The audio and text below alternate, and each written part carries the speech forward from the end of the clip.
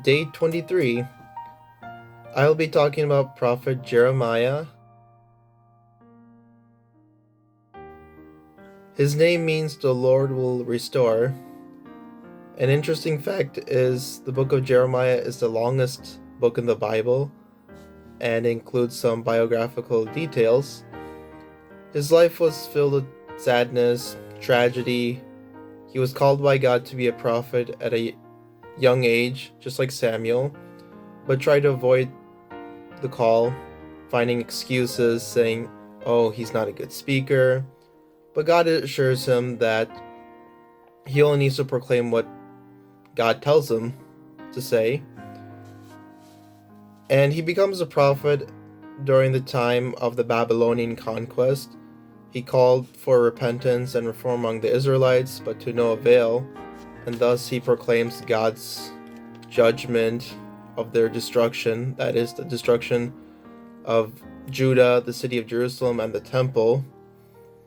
Despite the fact that Israelites ignored his warnings, he nonetheless begins the process of renewal by being faithful to his task to pluck up, to break down, to destroy, to overthrow, to build, and to plant.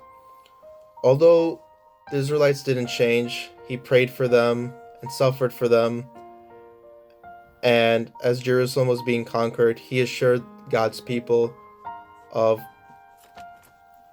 God's promises.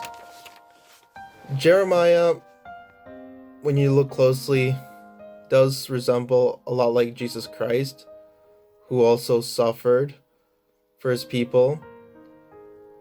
And he also saw himself as the gentle lamb led to slaughter and wept for his people, calling for repentance, but still was rejected.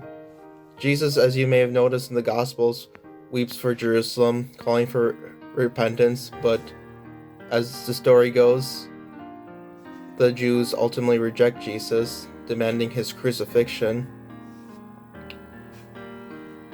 One thing we can learn from Jeremiah is we also may endure suffering for our loved ones, for their sanctification, no matter how hard we try to proclaim the truth with love, but we still get rejected.